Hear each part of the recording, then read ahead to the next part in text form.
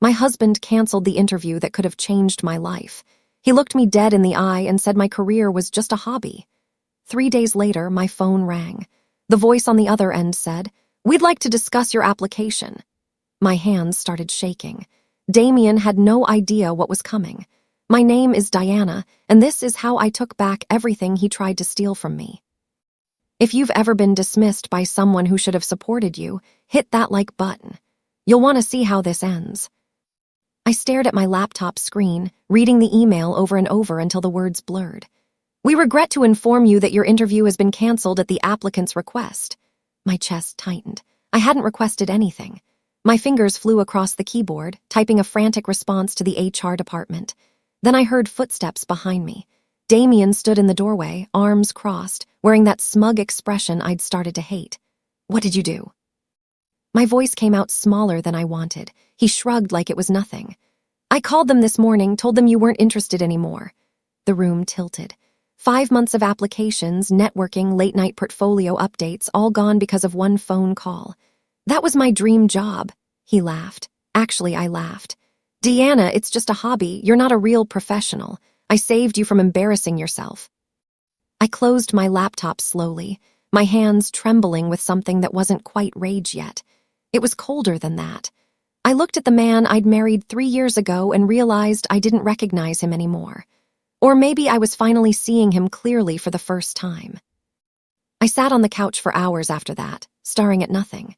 Damien moved around the house like everything was normal, scrolling through his phone, microwaving leftovers, whistling some tuneless melody. He destroyed something precious to me and felt nothing.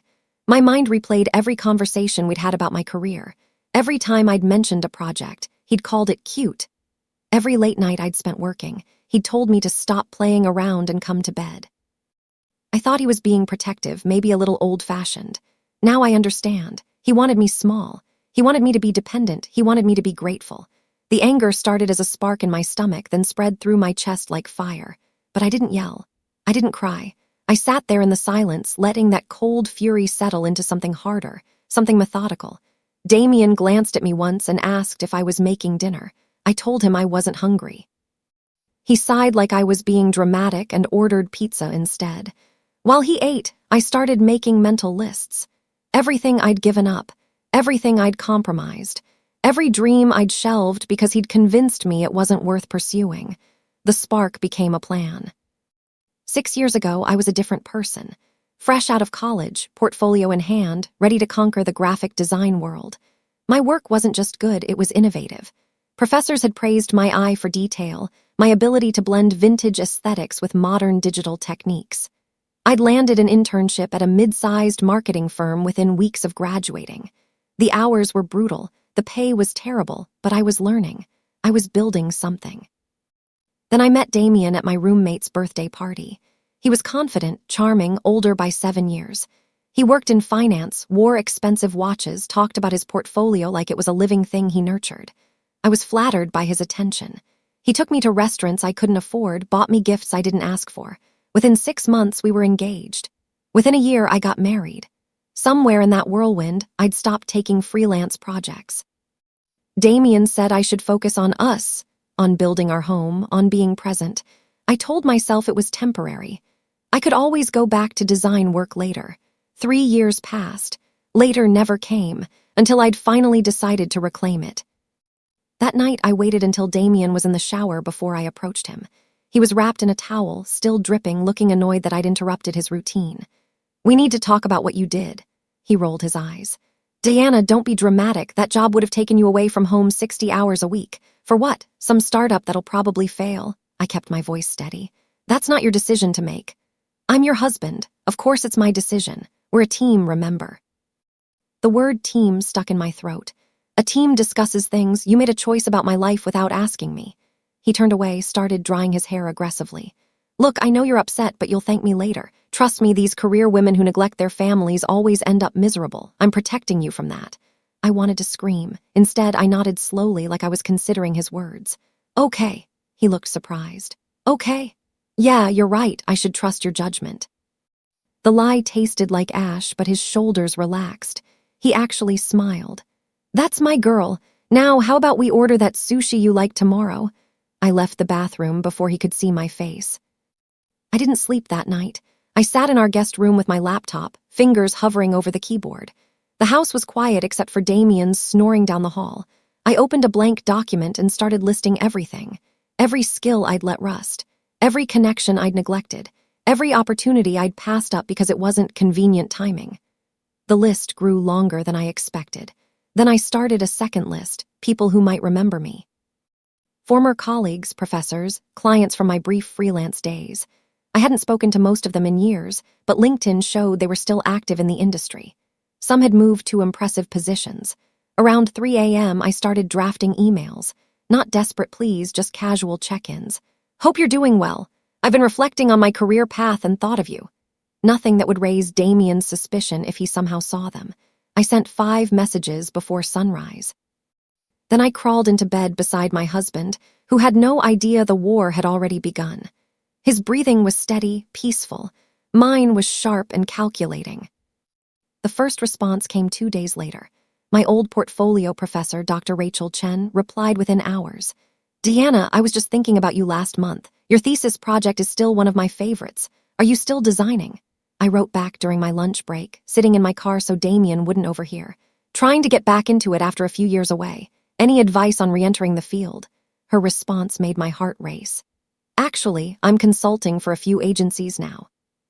Send me your updated portfolio. I might have some leads. I didn't have an updated portfolio. I'd barely touched design software in 2 years, that afternoon. I signed up for a free trial of Adobe Creative Cloud using an email address Damien didn't know about. I spent the next week rebuilding my skills during the hours he thought I was grocery shopping or running errands. My fingers remembered the shortcuts. My eye for composition came back faster than I expected.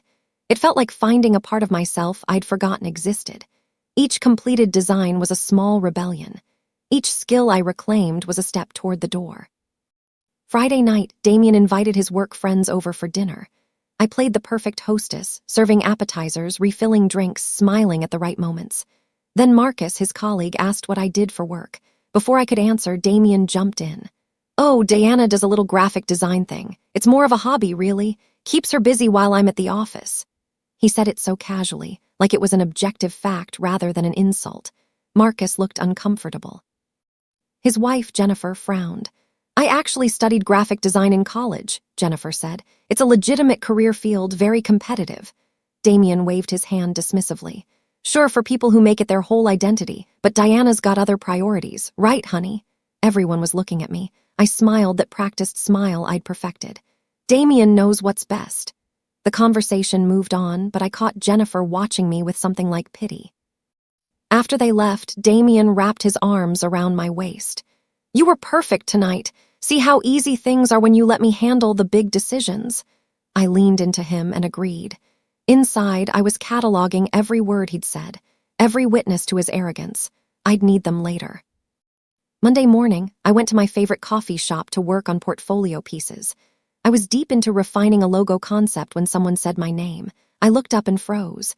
It was Sarah Tremaine, the junior HR coordinator from Vertex Creative, the company where Damien had canceled my interview. She looked as uncomfortable as I felt. Deanna, hi, I wasn't sure if I should say anything. My throat went dry. It's okay. She sat down without asking, lowering her voice. I was the one who processed your interview cancellation. The call came from someone claiming to be your husband. She paused. It felt wrong. The way he spoke about you like you were his property or something. I wanted to reach out, but I wasn't sure if it was appropriate. My hands were shaking. I wrapped them around my coffee cup to hide it. Did he say anything else? Just that you'd realized you weren't qualified and didn't want to waste our time. The humiliation burned fresh. That's not true. I figured. She pulled out a business card. Look, I shouldn't do this, but our senior creative director was really impressed by your portfolio. If you're still interested, send me an updated application directly. I'll make sure it gets to the right people. She left before I could respond, and I sat there staring at her card. That night I worked until my eyes burned. I compiled my strongest pieces, added the new designs I'd created, and wrote a cover letter that felt authentic for the first time in years. I didn't mention what Damien had done. I didn't make excuses for the gap in my employment. I just showcased my work and explained why I wanted this position. Around midnight, I hovered over the send button. If I did this, there was no going back. Damien would find out eventually. There would be consequences. Then I thought about his laugh when he canceled the first interview. The way he'd called my dreams a hobby. How he'd expected me to thank him for sabotaging me. I clicked send. The whoosh of the email leaving my outbox felt like jumping off a cliff. I closed my laptop and found Damien asleep in our bed, one arm sprawled across my pillow. I moved it gently and lay down in the space I'd reclaimed. For the first time in days, I slept deeply. The fear was still there, but under it was something stronger. Something that felt like hope or maybe revenge. Either way, it tasted sweet. The next morning, doubt crept in like fog. I woke up before Damien and immediately checked my email. Nothing yet. Of course, nothing yet. It had been less than 8 hours. I made coffee while shaking hands, questioning everything. What if I wasn't good enough? What if that 3-year gap had killed my credibility? What if Damien was right and I really was just fooling myself? I sat at the kitchen table, staring at my reflection in the dark screen of my phone. When did I become this person? When did I start needing permission to exist? My mother used to tell me I could do anything. My professors had believed in me. Even strangers who'd hired me for freelance work had trusted my vision. The only person who'd ever told me I wasn't enough was the man sleeping in my bed. That realization hit like cold water. I pulled out my notebook and wrote across the top of a fresh page. I won't let him define me. Under it, I listed every project I'd completed successfully. Every positive review, every skill I possessed. The list filled 2 pages. By the time Damien shuffled into the kitchen, yawning and expecting breakfast, I'd rebuilt my confidence brick by brick. I smiled at him and poured his coffee. He had no idea I'd just declared war. Over the next 2 weeks, I systematically reached out to everyone I'd ever worked with. Most responded warmly, surprised to hear from me. Some offered advice. A few mentioned job openings. I started saying yes to coffee meetings, claiming I was catching up with old friends. Damien didn't question it. He liked when I was out of the house, said it gave him space to focus on his own work. Each conversation was strategic. I listened more than I talked, asked questions, positioned myself as someone eager to learn and contribute. I didn't mention my marriage. I didn't explain my absence. I just showed up, prepared and professional. My old colleague James mentioned his agency was expanding. Another contact, Lisa, said her company was looking for contract designers. These weren't dream jobs, but they were doors. And I'd learned that sometimes you have to go through several doors before you find the right room. I took detailed notes after every meeting, building a network map on my laptop. Names, companies, potential opportunities, all color-coded and cross-referenced. Damien thought I was researching recipes when he walked past and saw me typing. I let him think that. Thursday night, we attended a dinner party at his boss's house. I wore the dress Damien liked, the one that made me look elegant but not threatening.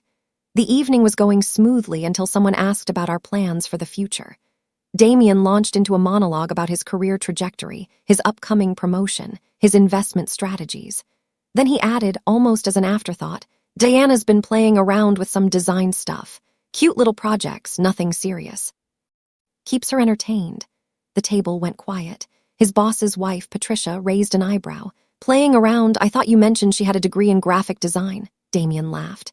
Sure, but that was years ago. The field has moved on. She'd need to basically start over as an intern somewhere. He patted my hand like I was a child. But that's okay. Not everyone needs a big career. Some people are happiest supporting their partner's success. I felt everyone's eyes on me, waiting for my reaction. I smiled serenely. Damien's very supportive of his own ambitions. Patricia caught the edge in my voice. Her husband cleared his throat and changed the subject. Later, as we drove home, Damien was euphoric. Did you see Richard's face when I mentioned the Henderson account? I'm definitely getting that promotion. I agreed with everything he said while mentally filing away his public humiliation of me. Another piece of evidence. Another reason to leave. On Tuesday morning, my phone rang with an unknown number. I almost didn't answer. The woman on the other end introduced herself as Margaret Chen, Senior Creative Director at Vertex Creative. My heart stopped. Deanna, I received your portfolio directly from Sarah in HR. I have to say I'm impressed. The work is sophisticated, thoughtful, exactly what we're looking for. I couldn't breathe. Thank you. That means everything. I understand there was some confusion with your initial application. Sarah mentioned unusual circumstances regarding the cancellation. I didn't know what to say. Margaret continued, "Whatever happened, it's in the past. What matters is the work, and your work speaks for itself. I'd like to schedule an interview. Are you available Friday morning?" I calculated quickly. Damien had a meeting with clients Friday morning that usually ran until noon. Yes, Friday works perfectly. We confirmed the time and details. After she hung up, I sat in my car in the grocery store parking lot, shaking. This was real. This was happening. But the fear underneath my excitement was just as real. If I got this job, everything would change. Damien would lose control of my schedule, my time, my identity.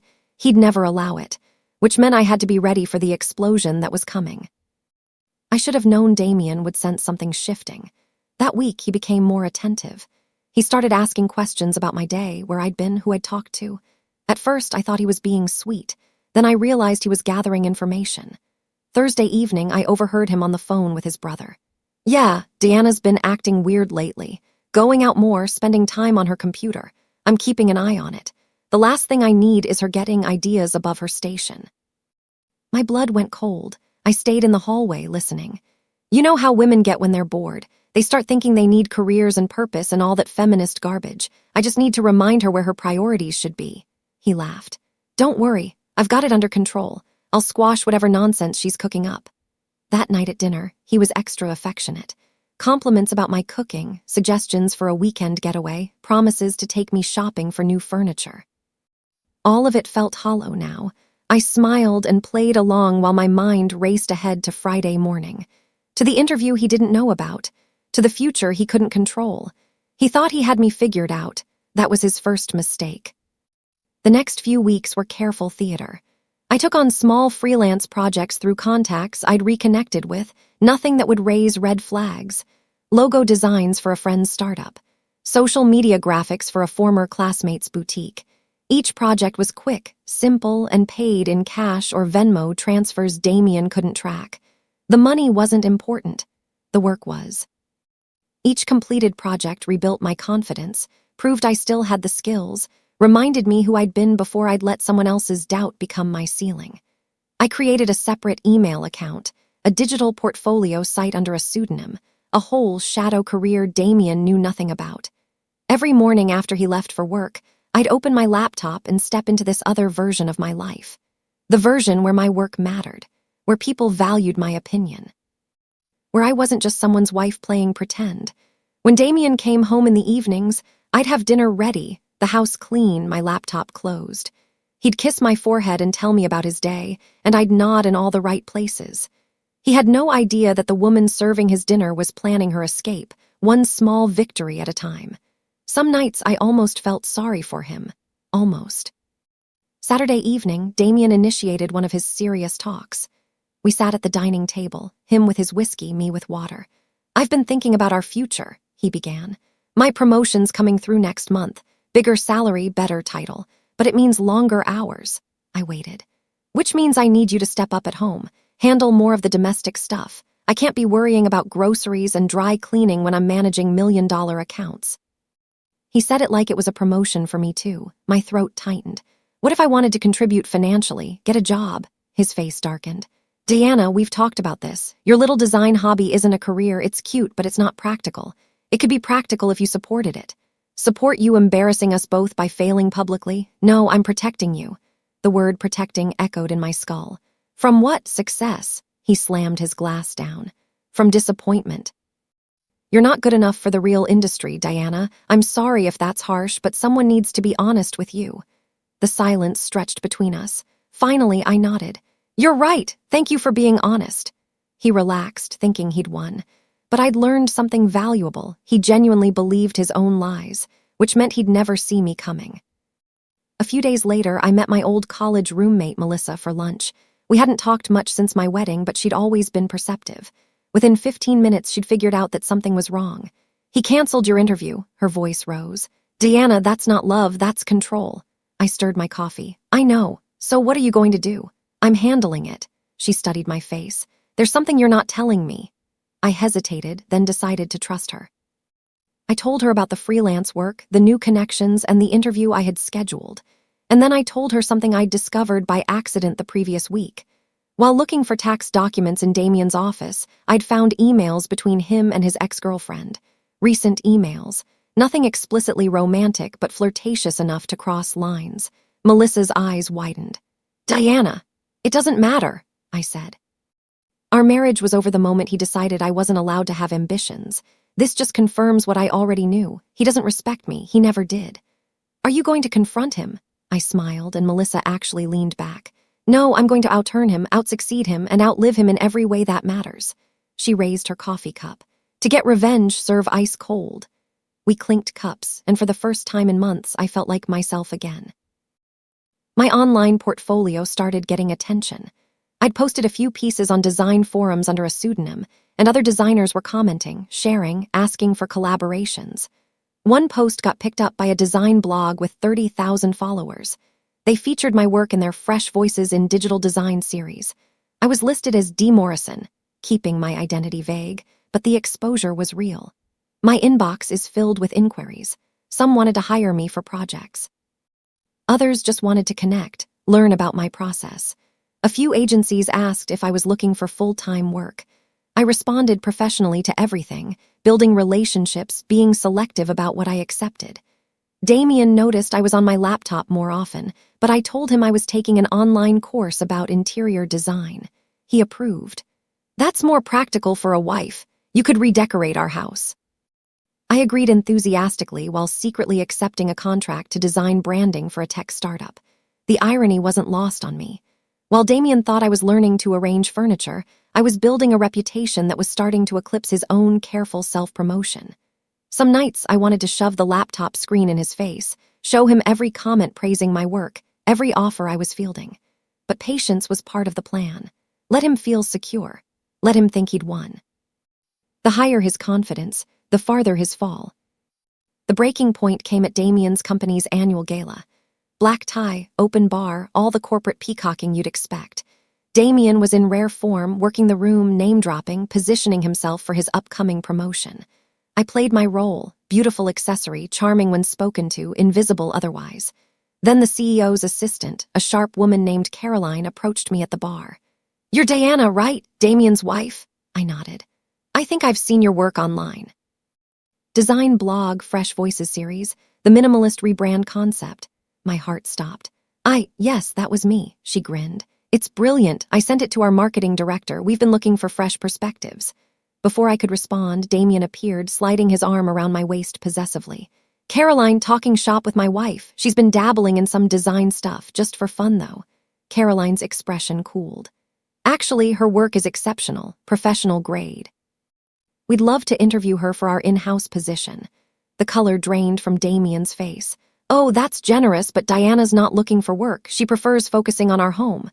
I felt his fingers dig into my side, a warning, but something in me snapped. "Actually," I heard myself say, "I'd love to discuss that position." Damien's grip tightened. Caroline noticed. "I'll send you the details Monday." She walked away, leaving us in poisonous silence. Friday morning, the day of my Vertex creative interview, I woke up before dawn. Damien was still sleeping, one arm thrown across the empty space where I used to lie. I'd been sleeping in the guest room for a week, claiming his snoring kept me awake. He'd barely noticed. I dressed carefully, professional but not trying too hard. I'd practiced my responses to standard interview questions, updated my portfolio with my latest projects, prepared questions that showed I'd researched the company thoroughly. My hands shook as I applied makeup. This was it. The door I'd been fighting toward for months. At 6:30, I left a note on the counter.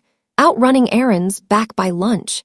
Then I drove to Vertex Creative's downtown office, my heart hammering. Margaret Chen met me in the lobby personally. "Deanna, wonderful to finally meet in person." The interview lasted 90 minutes. They asked about my process, my influences, my vision for modern design. I showed them projects I'd completed during my hobby years. Work I'd done at 2 a.m. while Damien slept, unaware his wife was building an empire in the dark. Margaret walked me out afterward. "We'll be in touch by Monday, but between you and me, you're exactly what we're looking for." I floated to my car, dizzy with possibility. I got home before Damien, which was good because I needed time to compose myself. The interview had gone better than I'd dared hope, but the euphoria was mixed with dread. Once I accepted this job, assuming they offered it, everything would change. The careful balance I'd maintained would shatter. Damien would rage, threaten, try to sabotage me again. Was I ready for that war? I sat in the driveway for 20 minutes, hands on the steering wheel, breathing deeply. Then I remembered his laugh when he'd canceled my first interview, his public dismissals of my work, his conviction that I was nothing without him. The fear transformed into resolve. I was ready. When Damien came home, he was in a foul mood. "Bad day?" I asked. "Richard's questioning my numbers on the Henderson account like I don't know what I'm doing." He threw his briefcase on the couch. "Where were you this morning?" "Errands, grocery store, dry cleaning." I showed him bags I'd picked up as props. He barely glanced at them. "Caroline mentioned something weird at work today, said she'd talk to you about a job." My pulse quickened, but I kept my voice steady. She was being polite. I told her I wasn't interested. Damien's shoulders relaxed. "Good. Last thing we need is you getting distracted by career fantasies again." I nodded and started dinner while he scrolled through his phone. He thought the crisis was averted. Men like him always underestimated women like me. Sunday evening, I finalized my plan. Not just for the job, assuming I got the offer, but for everything that would come after. I'd need my own bank account. My own place eventually. Legal advice about divorce, though I wasn't ready for that conversation yet. One step at a time. I'd saved $3,000 from my freelance work, money Damien didn't know existed. It wasn't much, but it was mine. I opened an account at a different bank in my maiden name and deposited everything. I changed my passwords on every account, set up two-factor authentication Damien couldn't access. I documented everything. His canceled interview call, his public dismissals of my work, his emails with his ex. Not because I wanted to weaponize it, but because I needed to remember why I was doing this. Some nights his voice would creep into my thoughts. "You're not good enough. You're embarrassing yourself. You need me." Having proof of his manipulation helped silence those doubts. I packed a go-bag with essentials and hid it in my car. Clothes, toiletries, important documents, copies of my portfolio. Just in case. Damien was watching TV in the living room, laughing at some comedy special, completely unaware that his wife was dismantling his control piece by piece. I felt powerful and terrified in equal measure. Monday morning, my phone rang at 10:47. Margaret Chen's name lit up the screen. I was alone in the house, but I still went to the guest room and closed the door before answering. "Deanna, we'd like to offer you the position." Everything stopped. My breath, my thoughts, the world outside the window. The team was unanimous. "Your portfolio speaks for itself, but more than that, your vision aligns perfectly with where we're taking the company. We're offering $65,000 annually, full benefits, and the opportunity to lead projects within your first year." $65,000, more than Damien had ever acknowledged I could earn. "Yes," I heard myself say. "Yes, I accept." We discussed start dates, paperwork, and onboarding. She wanted me to begin in 2 weeks. After we hung up, I sat on the guest bed, staring at my hands. They weren't shaking anymore. I'd done it. I'd gotten the job on my own merit, despite Damien's sabotage, despite 3 years of rust, despite his voice in my head telling me I wasn't good enough. The woman who'd been dismissed as a hobbyist was now a professional creative designer. And the man who tried to keep me small was about to find out exactly how much space I could take up. I waited until Wednesday to tell Damien. I'd spent 2 days preparing, running through every possible reaction, every argument he might make. When he got home from work, I had dinner ready. I waited until we were eating to drop the news. "I got a job." He looked up from his plate. "What?" "Vertex Creative offered me a position as a graphic designer. I start in 2 weeks. $65,000 a year." The fork fell from his hand. "You what? When did you interview?" "I didn't give you permission to. I didn't need your permission." My voice was calm, steady. "I'm an adult. I made a choice about my own career." His face turned red. "You went behind my back after everything I said. You canceled my first interview behind my back. This is me fixing what you broke." He stood up so fast his chair fell backward. "You're not taking that job. I forbid it." "Forbid?" I laughed, surprising both of us. "You don't get to forbid me from anything." "I'm your husband, and I'm your wife, not your employee, not your property." We stared at each other across the table. He was breathing hard, fists clenched. I'd never seen him this angry, and I'd never felt this powerful. "If you take that job," he said slowly, "I'll make your life hell." "You already did," I replied. "At least now I'll get paid for enduring it." 3 weeks later, I was sitting in my new office at Vertex Creative, reviewing mock-ups for my first major project. The work was challenging, exhilarating, exactly what I'd been missing. My colleagues treated me like an equal. Margaret praised my early contributions. I was thriving. Damien had made my life difficult as promised. He'd canceled my credit cards, changed the locks, called me at work to hurl insults. But I'd been prepared. I'd moved my important belongings to Melissa's apartment while he was at work. I'd documented his harassment. I'd consulted a lawyer about divorce proceedings. His behavior just gave me more ammunition. Last week, I ran into Caroline at a coffee shop. She mentioned that Damien's promotion had fallen through. Apparently, his numbers on the Henderson account had been questionable, and his recent erratic behavior had raised concerns. He'd been demoted. I felt no joy in his downfall, but I felt no guilt either. He'd built his own cage with his arrogance. Meanwhile, I was soaring. I'd reclaimed my identity, my career, my sense of self-worth. The woman who'd once been too afraid to send an email now led creative teams, pitched to major clients, and earned respect in her field. Damien had tried to make me small. Instead, he'd shown me exactly how much bigger I could become. Sometimes the best revenge is simply becoming everything they said you couldn't be. What would you do in this situation? If someone you loved tried to control your dreams and sabotage your future, would you fight back or walk away quietly? Drop your thoughts in the comments below. And if this story resonated with you, if you've ever felt dismissed or underestimated, hit that subscribe button. More stories about taking back your power are coming, and you won't want to miss them. Remember, never let anyone else define your worth. You are capable of more than they'll ever see. Thanks for watching, and I'll see you in the next one.